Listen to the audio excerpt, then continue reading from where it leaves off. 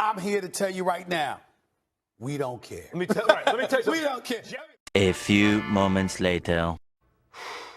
Boy, that escalated quickly. I mean, that really got out of hand fast.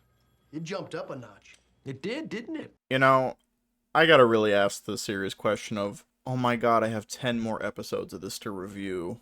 Holy crap.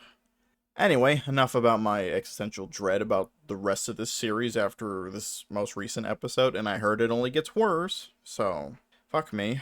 Episode 2 of Gushing Over Magical Girls. How was this episode? I think it mirrors Power Ranger and Kamen Rider a lot, given like the structure and the way it kind of presented the episode. For it's basically like the first half of the episode, the main character, the heroes get their ass kicked the first half of the fight, and then they come back and beat the ever-loving shit out of the villain in like the second fight. Because in this one, our main character here, she fights the blue-haired girl first at a shrine. They also decide to unironically I don't know if it's a reference, the gag from Family Guy with the Ooh, piece of candy. But instead of candy, they use porn mag. In this case, the little creature from that I despise in every single one of these in these magical girl animes. These creepy little motherfuckers laid out a trail of porn mags, and that somehow managed to get her strong enough to transform into her magical girl form without even uttering the words that are necessary to do so. So that was an interesting development. So I guess the more she kind of gives into her desires, the easier it is to utilize her powers. I'm guessing that's what it is. Then here came the raunchiness. Because, let's just say, blue-haired girl, who I'm going to call Bubbles. So the fight turns very one-sided, with the Bubbles getting blinded with a mask. And, let's just say our main character takes advantage of said situation, and has her way with the Bubbles over here. You need to stop everything. This needs to stop. Now! This is not okay. This needs to stop now. My god, it didn't hold back. But again, you know, this scene goes on for like a few minutes. You know, it ends with her the main character having to leave because, well, here comes, you know, Blossom and Buttercup, you know, to rescue their friend. And so that's the first half of the episode. Then here comes the middle portion where two things happen before we get to the final fight.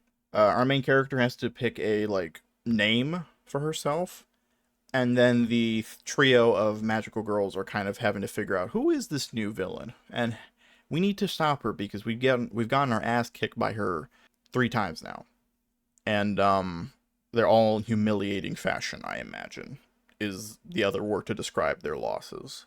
During this scene, ironically enough, there was a moment of like, I was like, oh, here's a moment of intrigue where Buttercup kind of looked at Bubbles and basically looked at her as she was kind of like, because Bubbles was lost in her mind and thinking about what had happened, because the final words that the main character had, you know, told Bubbles over here saying, until we meet again next time, or until we play again next time, or something along the lines of that. So what I'm assuming happened is Buttercup kind of realized that and went, oh shit.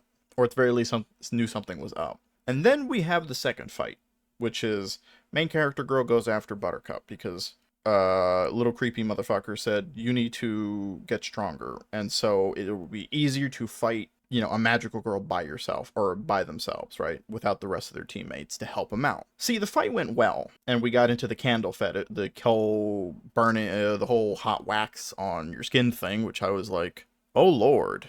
Yeah, that didn't last long. That whole Buttercup decided to go, no, bitch. I'm about to show you who's the real dom in this situation. And, main character girl got her ass kicked.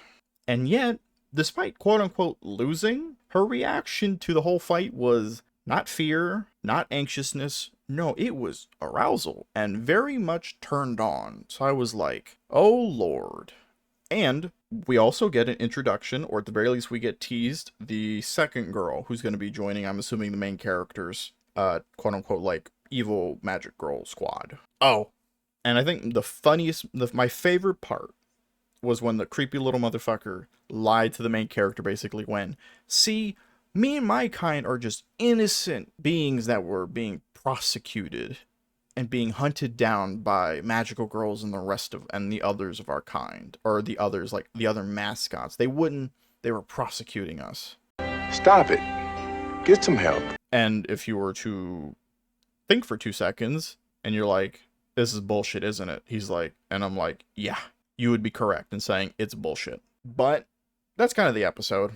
Yeah, it turned up the raunchiness. It definitely escalated. Because I was not expecting the blindfold and candle wax already off the bat. I was like, okay, I thought we would at least give it another episode.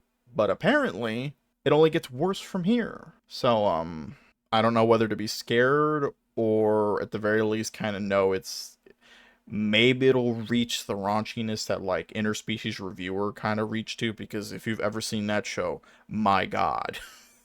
That one didn't hold back in the slightest bit. Anyway, I enjoyed it. It's weird saying enjoying because of what this is, but again, I had fun with it. Again, like I said, I don't take it too seriously. There was some intrigue, and obviously you have some development for like the main character, who's kind of like not only figuring out more uses of her powers, but she's also kind of diving further into this whole fetishes and stuff of that nature. She's very much going to be into the BDSM camp. What else? I think that's about it. Like I said, there's definitely some plot elements, because the whole lie that the creature sold her on, we'll see whether or not this is going to be like super seriously, super serious and whatnot. And like I said, I enjoyed it. And I think I'm going to call it here. Thank you guys for listening. Never thought I'd do an episode 2, but here we are.